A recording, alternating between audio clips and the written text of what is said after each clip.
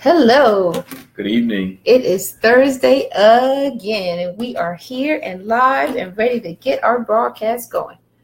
February 15th, the day after Valentine's Day. Yes, so welcome, and we are so glad to have you with us. Let me make sure, because I don't see anything happening here. So I guess that's working fine. Let me see. Let me see if I see it. Just so we can make sure. Hey, Carl. Welcome. Where's Gwen?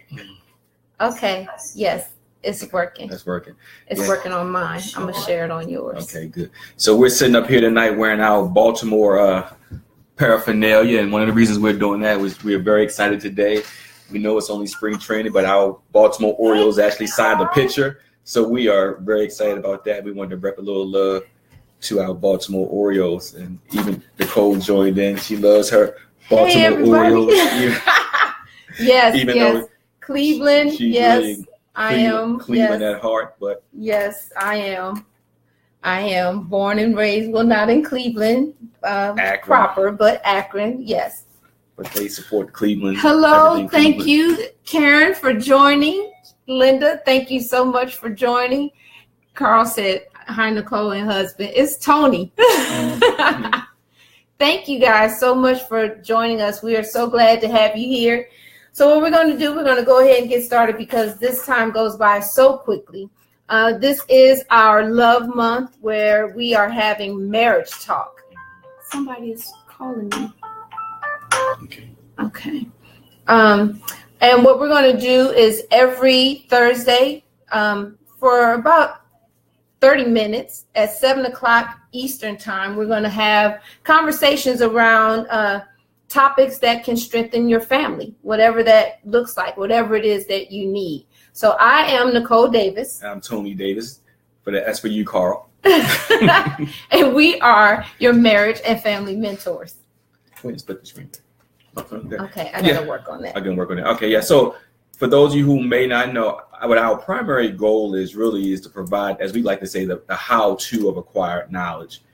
You know, we know that there's no shortage of information out there, but the real problem is actually applying that acquired information. So that's one of the things that we like to focus on because we know that's an area where most people struggle. Mm-hmm. And tonight we're going to talk about a topic that we think is really, really important. Did I say really? It is. It's really important. And, mm-hmm. and it's called, the topic tonight is setting the tone. Ooh. Mufasa, say it again. We're going to talk about setting the tone. And because we know that setting the tone is a very important, and well, let me just back up. Setting the tone is actually one of the hardest things that we learn, that one of the hardest things to do as people. Mm-hmm. You know, I guess I don't even know if it makes sense as people because we're all people, but it's one of the hardest things to do as we try to have effective communication as people. Right. I guess that's what I should say. And talking, you know, as you like to say, talking to your spouse is easy mm-hmm. when everything is going fine. Mm-hmm. You know, you like each other. You know, you can smile. Mm-hmm. You can finish each other's sentences. Right. You name it. We can do it. As a matter of fact, you can have the playful touches when everything is going fine. Mm-hmm. But when everything is not going fine, not only do you not want the playful touches, and that goes both ways. Right. As a matter of fact, you're like, don't touch me at all. Matter of fact, don't even look at me. And it makes all the difference in mm-hmm. how it is that we're able to talk to each other. So when everything is fine, of course, if I'm asking you, hey, babe, can you take out the trash or wash the dishes or any of the things that come very natural and commonplace to us, when everything is going well, we don't have to think about how it is that we're saying whatever it is. No problem whatsoever with all that kind of stuff. And it works. It works very nicely. And in fact, we like it when communication is flowing very naturally and easily. Well, most of us do. I think there's some people out there who like to thrive on conflict, but we're not talking about that tonight. Because that's a whole nother conversation. But can you do something with this bed? Because I can barely see. I don't know. I'm afraid if I do. All right, well, don't worry about it. I'll just barely see tonight. Okay. And I don't know how to fix that. So where were we before I talked about me not being able to see? Well, just you said some people thrive on that. Yeah. Some people like to thrive, but that's dysfunction. Yeah. Some people thrive on dysfunction. Yeah. But there are a lot of variables that come into play when we're talking about effective communication. Right, and so a lot of that, and when we talk about the variables, we're talking about the things that can change how it is that we communicate with each other. So something as simple as my mood. I can wake up, what do we say, on the wrong side of the bed. Somebody could wake up actually on the wrong side of the bed. So you wake up, come downstairs. Hey, babe, how you doing? Don't talk to me, or you could be short. Just don't feel like it. And why? And why? Or it could be situational. Say you came in, you were fine, but then the phone rang. And whatever that is on the other end of the phone, which required your immediate attention, which might be something important or something bad that has occurred. Or you take a phone call. Or just major. And now all of a sudden that situation changes the dynamics of the house. Well, say that's the case. You're on the phone. I come in and I see that you're, getting information, or you're saying what's wrong, what happened. I'm like, what? Right. What happened? What are they saying? And I'm shutting you down because I'm trying to get additional information. I can answer and what does that look like? What do you mean, what does it look like? Well, how are you responding to me if I do something like that? A lot of times it could be curt. It could be, it may not necessarily be intentional, but the curtness may come from the fact that I really want you to be quiet so I can still hear what's on the other end of the phone, or for whatever reason. But regardless of how we define, the reality is a lot of times it's just inappropriate the way you respond. And so what it looks like you said, curt, it could be a look, it could be, not now, or, just your face or a body movement or something. But with me not being able to properly discern what's going on, now I'm offended because all I was doing was caring. Right. But the tone, your tone or my tone, or the situation having its own dynamics to it, and we're not considering that, now we have an issue when it didn't have to be. And Nicole, as you said that with the hypo you just articulated, it had me on the phone, but we can flip it, and put you on the phone, and then you can have the same facts, and now I'm trying to care. Especially with most of us men, we're Mr. Fix. At least we try to be anyway. Right. And now you're being curt, and when we hear that response coming to us, we feel disrespected. So now, as opposed to trying to be Mr. Fix It, what we want to do at that particular point in time is now we want to attack you because we're like, hey, because we felt disrespected. Right. And now we feel as though there's some ground that we need to protect. Right. So that can be very problematic if you don't set the proper tone for how you communicate. And that's why, as we say, we're setting the tone. Presentation is everything. How you present is really going to set the entire tone for your communications going forward. Well, at least that particular I don't want to say episode, but that little segment of communication between you and your spouse is very important. How you initially start, I guess that's redundant, but how you start that conversation, because how you start is really going to dictate the entire course of that conversation. So in other words, if you started from a negative perspective, as we've already just discussed, if you do that, then the entire conversation is going to probably be negative, because you have two people who are trying to defend themselves and they want to get back at themselves. And as a matter of fact, they want to protect themselves. And really, as I like to say, that the accusations from Satan come into play, because now we really become very accusatory towards the other person. Why you respond to me like that or whatever. But we can talk about that a little later. But regardless, setting the tone is very important. But the converse is also true. If you can start from a positive perspective, you can actually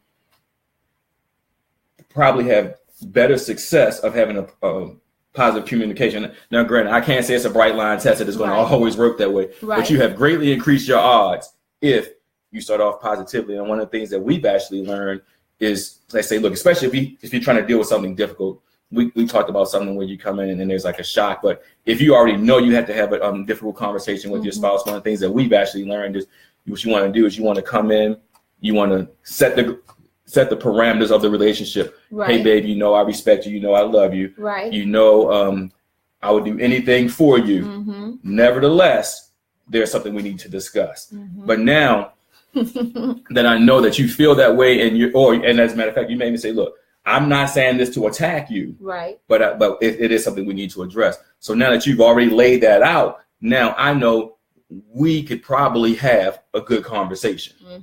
You know, so go ahead, Lassie. No, because as I'm thinking about you saying that, perception is everything. Perception is everything. So the way I perceive you, and we say perception is reality, right? And it is, because it's your reality, even though it may be false. Right. And so what you choose to believe about your spouse, why they did or didn't do whatever it is that they're doing, or however it is that you're feeling about something that you need to address where they're concerned, your perception about them or that situation also will determine how it is that you have that conversation. So if we take your example and you say, okay, I'm gonna make sure I say something good first, or I'm gonna make sure that I compliment how he helped me today before I go in about this situation. In other words, you're setting the tone. And that's very intentional. Yes, that is very intentional, thinking about how am I going to approach this situation so that I can make sure it doesn't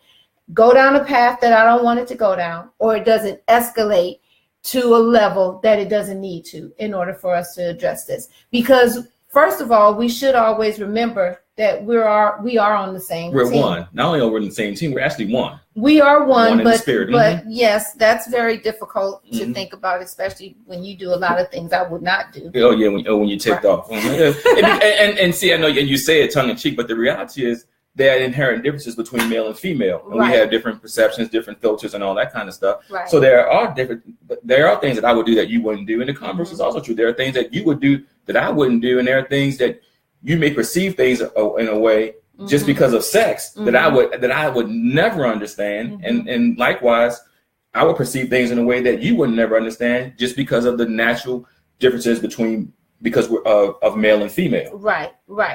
And because of those things, when I approach you, I need to be thinking about how is this going to affect you? Yes. As opposed to just being inward and thinking about how I'm feeling about the situation. Because at the end of the day, we should always be thinking that this is somebody who loves me. Yes, we're one, but we love each other. We've chosen to be together. So I should be thinking that you don't intend to hurt me. Like that's you should not be thinking that. Yes, like every day, whatever it is that we're going through, your desire for me is good. It's only the best. That's what I should be thinking. But when we're going through situations, it's a lot of times that that kind of goes out the window because I'm mad about whatever it is. No, it doesn't kind of go out the window. It goes completely out the window. Okay, it goes completely out the window. I mean, if you haven't been trained, if you haven't been trained, and that's what we're trying to do tonight. We're trying to discuss some things that can actually help you with that. Right. But one of the key things, and I'm going to say, I know I'm being repetitive, is you got to set the tone, because how you set the tone in that conversation in the very beginning is going to really dictate and drive the rest of the conversation. And so, and this goes back to what we were saying last week and the week before. The first week we said you want to focus on the good things about your spouse, right? You have to. So if you're meditating on the good things about your spouse, hopefully, if you're practicing that, hopefully, when now it's time for you to address an issue that may be challenging, some kind of debate or possible escalation of something because you're going to have differing opinions about it. If you're already trying to think about or focus on the good things, that's going to help you, one. Then the second thing we said, appreciation. Appreciation goes a long way. So, as a matter of fact, as we said last week, it grants access. Yes. So if I'm always thinking in a grateful manner about you for the things that you do well, that I love or enjoy, or that makes my life easier, if we're always coming from a posture of that, then it's really difficult when bad situations occur for you to think the worst of your mate in those moments. And you said bad situations, but I'll even step it back and just say situations that need to be addressed where we may be in different camps. But nevertheless, we still have to address that issue. Now, so the question becomes, are we going to address it like two mature, saved folks? Right. Or are we going to address it like two immature, worldly folks who claim to be saved? See? So, okay. Go ahead. No, babe, we said we're going to try to keep this thing short. So I'm just going to throw that out there the people to ponder. So that's and a Selah. That's and they can look at their own situations, right? Okay. Mm-hmm. Okay. But that's the question we have to answer. Right.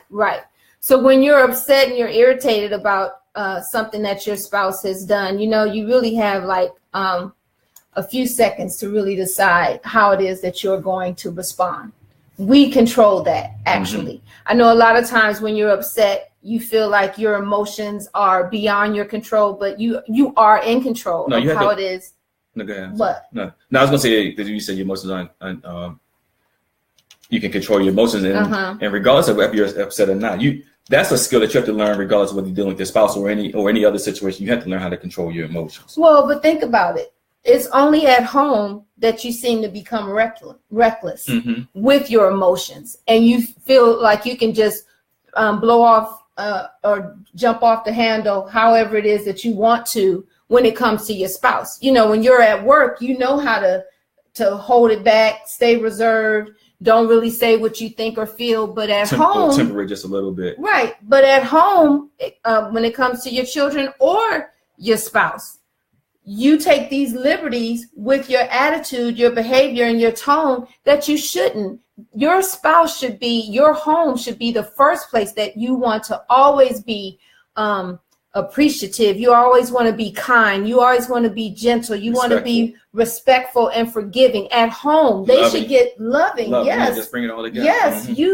We should be the first partakers of all the good that you have to offer. And everybody else should get the leftovers. Well, it shouldn't even be leftovers. No, but what I'm saying is because what the way it usually plays out is you usually give all your best to everybody else, and then your spouse gets the leftovers. And then when you start flipping off the handle or just not acting like the man or woman of God that you're supposed to be, you have all kind of justifications. As a matter of fact, you'll say things like, I'm tired, or this irritated me. You can really whip any justification on the side of your neck that you want, but you have no problem giving that to your spouse. That's what I mean by giving them the leftovers. Whereas when you go into other places, this person may be a customer or a client or a superior in the workplace, whatever the case may be. And you don't give them that same attitude. You don't say, well, I'm going to act like an anus because of these situations. Whereas you'll bring that crap to your spouse. Right. You're absolutely that's what I mean by that. And we have this freedom. It's almost like we're two different people. And what we're challenging you tonight is to not do that. To whoever it is that you are out there with these strangers who aren't paying your bills, who don't live in your house, who are not taking care of you, you shouldn't be more kind to them than you are to the person that you say you love and you want to spend the rest of your life with. And just bringing it all back for the topic of this conversation, we realize that one of the reasons why people get on these cycles of ineffective communications is because, quite frankly, they don't know how to set the tone. And I know you're big on that because, as I'll say, when it comes to human development, you're top of the line. You're top of the line. You're top notch. Well, you really are. I mean, thank you. So, what are some tips that you can that you like to articulate that can help people with that? So there are a few things that we can do when we're having these types of conversations, or we know that we need to have these conversations with our spouse that could possibly escalate to a level that we want. The first thing would be to stay away from the you statements. You statements put the focus and responsibility on the other person, and you don't want to do that. It's a blame kind of a thing, when you're saying you keep interrupting me when I'm talking to you. And when you blame me, now I have to defend myself immediately because now I've projected all of my anger, frustration, irritation on something you've done to make me feel this way. Like you're responsible for the way I feel. And now the entire conversation is going to be you trying to prove that you're right and me trying to prove that I don't do that, or the converse, or, or I'm trying to prove that I'm right now. You're trying to defend yourself because you set the tone by starting the conversation by saying you do this.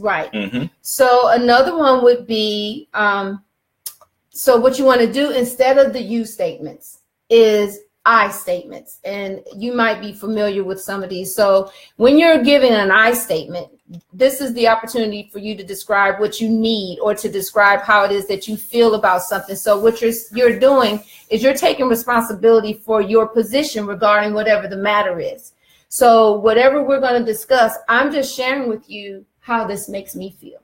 But you said something that was really key. You said take responsibility for your position. See that, and I think therein lies one of the biggest problems that we have. A lot of us don't want to take responsibility for our position. We really just want to blame the other person. As a matter of fact, I'm going to blame you. And my job at this particular with this particular communication is for me to convince you that it is your fault, and I need to show you that it's your fault. But I don't want to take any responsibility for my own actions. But I'll just say this, even as we talk about setting the tone. And I think it's been scientifically proven, and all you have to do is look at your own relationship. Blaming your spouse and fussing them out has never gotten them to see things your way. That's right. Ever.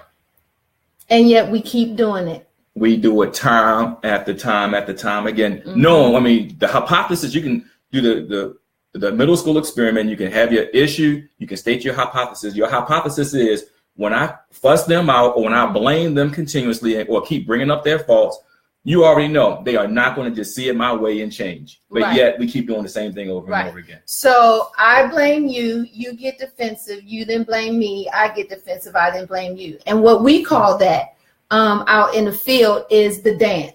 We start doing the dance. You dancing and like the that? only way, like this. And the only way you get out of the dance is somebody has to stop. Or the music has to stop. Well, the music is in your head and in my head. So I have to stop the music in my head and say, I'm not going to do this anymore, because I'm the only one that I can control. I can't control you, but I can control me. So if I decide I'm not going to respond this way anymore, then you're naturally going to do something different, because we're no longer doing those same things, those habitual toxic things that we've done that keeps putting us in this spiral of ineffective communication, because we have not taken steps to set a different kind of tone for us to experience a different way of communicating. Yeah, and you actually said two very important words. Once when we got on, when I kind of took us in this direction a little bit, you said responsibility, and then you actually used another word. You said I have to decide. We have to decide to take responsibility to do the right thing and set the tone, because once you go on that negative path, as we all know, if you've ever been there, and I would venture to say that most people have, it's very difficult to change course. But if you start on that positive path, even though you may be talking about tough things, and you should address tough issues, even though you may be talking about tough things, it can set you on a course where you can actually have positive communication and get your objectives met from that conversation. That's true. Now, there's one other thing that I would suggest and offer, because this is something that people do quite a bit. It's probably a part of all of our wrong conversations with each other, is using those absolutes. The absolutes get us in trouble. So the absolutes are he always, or she always, or you. Yeah, because if you have the you statement, then it's already going to be on and popping. We're going to have a problem. Because even though I do it most of the time, I don't always. So therefore, you give me a defense. Or you never do X, Y, and Z. That's another. And of course, you remember that one time when I did. No, I don't. Because you never. That's why we're arguing about it now, right? Or you keep doing X, Y, and Z. So if somebody is always or never, or they keep doing something, that means you're saying you never get it right. This never works. We're never going to get beyond this point. And if you're starting a conversation with those words, you already know your predicted outcome. You already know how it's going to end up, and that's not going to be good. And as a matter of fact, one of the things that we've talked about is timing. Timing is very important. So if you start a conversation like that, you've already just signed yourself up for what, 30, 40, 50, 1 hour, 2 hours worth of disagreement. Easily. You would have been better off if you have that mindset. You'd have been better off waiting 2 hours to have the conversation, applying some of these principles that we're discussing tonight about setting the tone, and then having a conversation then, because I know in the moment you may think I need to address this right now, but the reality is right now may not be the right time. Okay, so now you're giving some tips. So you might as well just give a few more tips. There are tips to having more effective communication, in addition to what we've said, and we're going to give you some scriptures that you can also look up and meditate on a little bit. But here's some things that you could think about. Doing the unexpected. So at the top of the list would be what? I don't know what's at the top of the list for the unexpected. Well, hopefully you're praying. Hopefully you have a life not of for prayer. saved folks. That should be unexpected. Go ahead. And I say that in the sense that, you can ask the Lord to help you have more wisdom and sensitivity where your spouse is concerned. That's where you're going with that. Uh-huh. Yes. So if you're doing that, if you are seeking God about how it is that you're communicating with your spouse, you are already putting yourself in a position to be more alert. Sensitive is really the word that I like. Sensitive, more discerning, yes, in how it is that you are communicating. That self-awareness piece is missing a lot of times in the way that we interact with our spouses because we can't see ourselves. And when our spouses are trying to show us who we are, we're not receiving from them because of how it is that they give us the information. Mm-hmm. So, good medicine is normally not good. And it's really hard to take it from somebody that you think has it in for you. Mm-hmm. Or out to get you. Right. So if that's an issue, then I can't hear. I can't hear you. Your spouse has it in for you and they out to get you. Right. Mm-hmm. So that would be the first thing. If you know this is an area that's very challenging for you and your spouse, you really need to start praying about it and submit that to the Lord to help you with that. Another thing that I would say, and this is something for me that actually goes with the setting the tone. And I think you talked about this a little bit, and that's what really made me think about it, is paying attention to timing. Yes. Because for a woman, and you can talk about what it is for a man. For a woman, for me, what helps me be able to be ready for a conversation with you is timing. Mm-hmm. Meaning you ask me, is this a good time to talk? Yes. Because I need to talk to you. Because I could be doing something, and if you come and say, Nick, such and such and such and such, or did you such and such and such and such, if I'm doing something already, the fact that I now have to divert my attention to what you're saying because now you all hyped or you upset or whatever, I'm irritated because you gave no consideration for what I'm doing. Yeah, and as a matter of fact, you even told me that if I come in and Bogart, you'll consider that to be a lack of consideration. And it doesn't have to be bad. It could be positive news, but it's like you let me know that you appreciate the time and you like when I ask, is this a good time? Right. Especially if I see you're busy. Right. Which, is because of the lives we live is most of the case. Most of the time. And it's the same way with me. I would say from a man's perspective, mm-hmm. the way you approach him mm-hmm. is so crucial. Mm-hmm. Because if you approach your husband wrong, or any man really, but if you approach your husband wrong, what he's going to interpret that is just disrespect.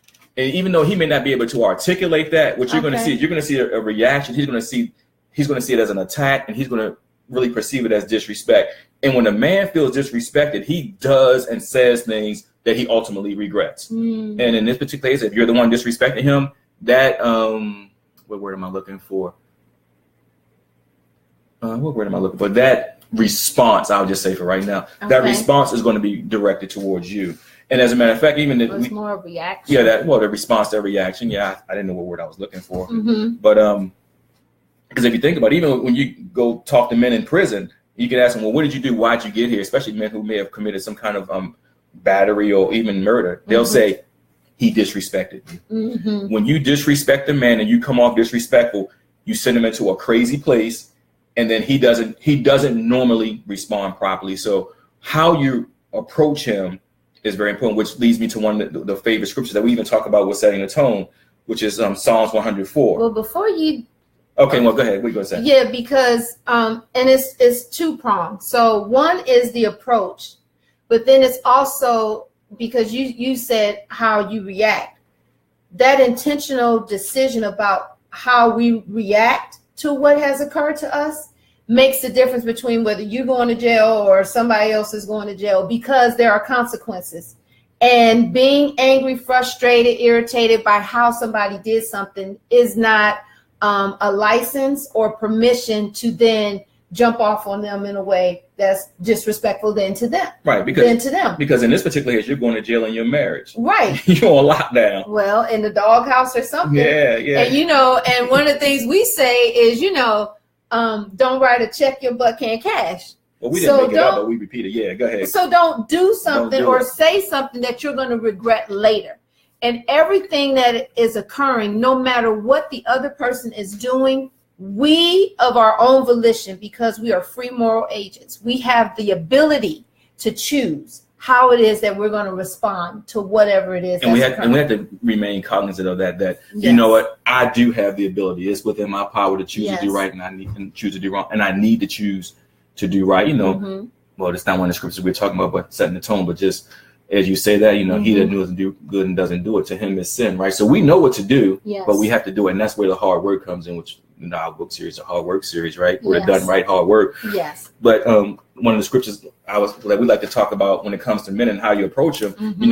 With women, you respect your husband as he's the Lord, as unto the Lord. You treat him like you respect him really the same way you would respect the Lord. So and one of the things that you can do is how you approach him. In Psalms 100 verse 4 is and into his gates with thanksgiving and in his courts with praise, be thankful unto him and bless his name. How you approach him is going to set the tone for how he responds to you. So the same way we don't approach God any kind of way. That's good. Ideally, don't approach your husband any kind of way. And but you know what? But even if we say it for your husband, but it definitely goes both ways. Right. And then another one, Proverbs 15:1. So simple. We know a soft answer, turns away wrath, right? But nevertheless, also the other part of that is true, that the harsh words stir up anger. So as you say, think about what you're going to say. And I know if I approach you a certain way, I can either turn away the wrath, right, or I can stir up anger. So my approach is going to either yield one of those two results. Now I have to decide which one I want. That's right. That's right. But even with that being said, when we start talking about in those cases where you have the other person has maybe offended you, or you need to address something. Maybe they didn't even offend you. But you need to address something that you don't like. Here's one of the things that we need to understand about our spouses. And that's on Proverbs 17:9. And what that says is, whoever covers an offense, seeks love, but whoever repeats a matter,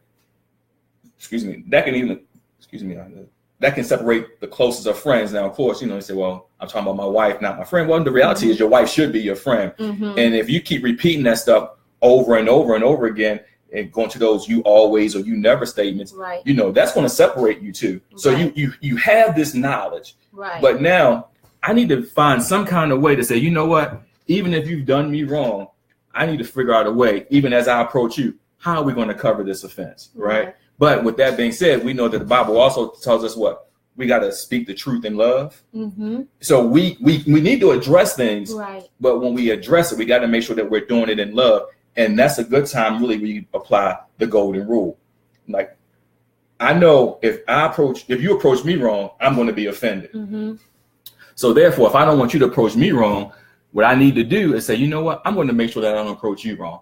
When I do approach you, I'm going to set the tone to make sure that we can have a positive conversation. Now, granted, I know a lot of times we'll say, because we use a lot of those absolute statements, that a lot of times, well, I know she's not going to listen to me, or she never listens to me. And those are prophetic words that that ought to be fulfilled. Yeah, we can talk about that probably in another broadcast.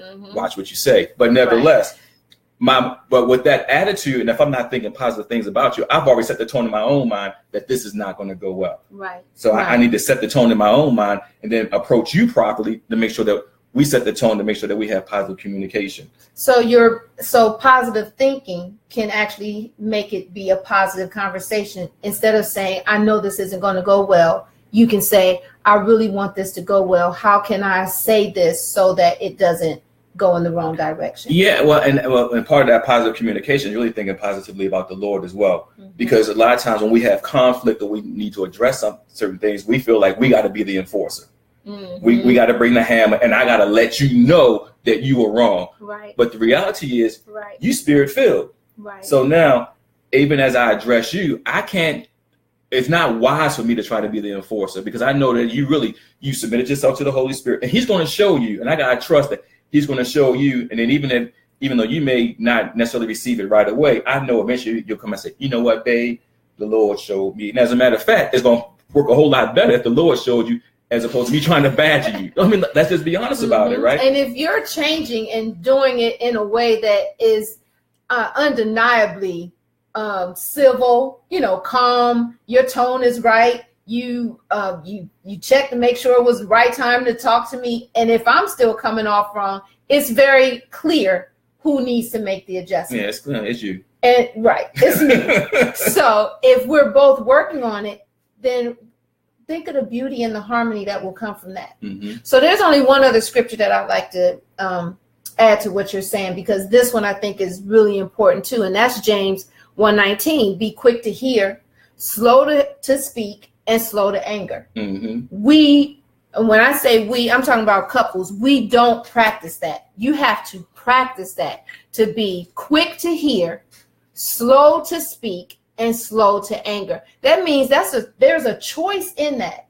Saying that to me, or me listening to that verse, what it's saying is I can choose to be quick or to be slow. You can choose. I can choose. I can choose to say something to this or not say something to this. Baby. And my emotions should not dictate how it is that I choose to respond.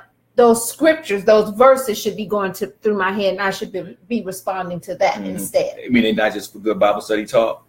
Not just Bible study talk. Yeah, they need to be implemented in practice, and actually, that's what we're talking about. That's the how-to. That's the how-to of acquiring knowledge. That's the how-to. You definitely have to do that. And if you use these scriptures, and there are many others as well, but if you use these scriptures and just realize that how we start the conversation is going to set the tone for how the conversation is going to go. Right. Keep that in mind. I need to make sure I start right. If I start right, I have greatly increased my odds of finishing right. Right. But if I start wrong, it's like, oh boy, that's a very slippery slope. It's almost like the stock market. Stocks fall much faster than they rise. Mm-hmm. So when people will invest in bullish markets, then they say, okay, well, I can make more money on the downside for those who may short the market because it falls much faster. Mm-hmm. Just like you going up and down steps. If you walk up the steps or run up the steps, you can go at a certain pace, but if you fall down those steps, it's always faster to the downside. Right. And that's the same way with our communications. It's always faster to the downside. Right. And once you start going down, it's hard to reverse that momentum to the downside. So make sure that you start right, set the tone right, and get your desired results. So I'm going to take responsibility for me then. Mm-hmm. And what are you going to do? I'm going to blame you. See who's the mature one.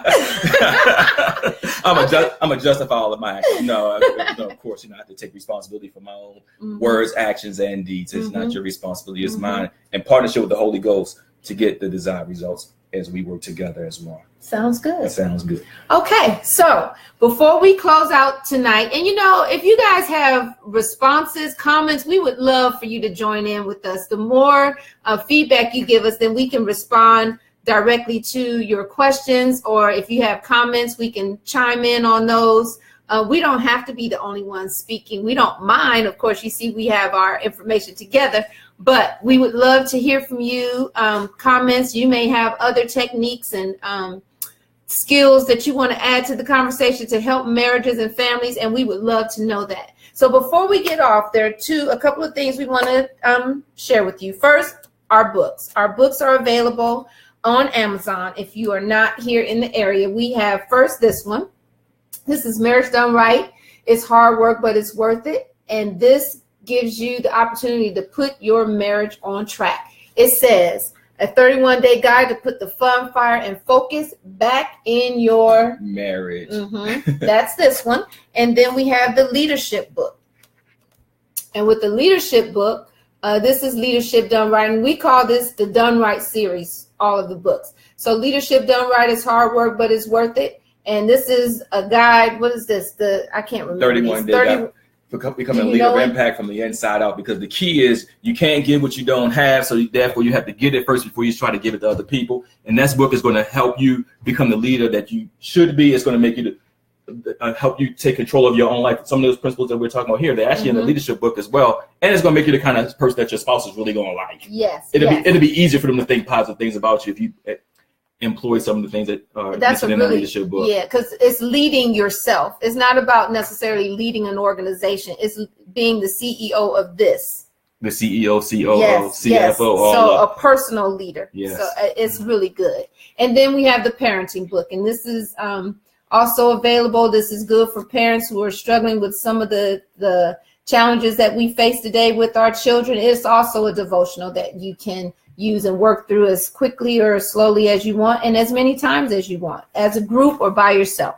And then finally, our Speak to the Mountains book, the anthology. Our information begins on page 11. This is a compilation of about 30 authors from all over the place, and we've all written on the 7 mountains, and we'll have a session where we can just talk about this a little bit more. But if you are in the area, we do invite you to join us this coming Saturday, drum roll, for our book signing. Woohoo! Thank you, Shelby. Celebration. Yes.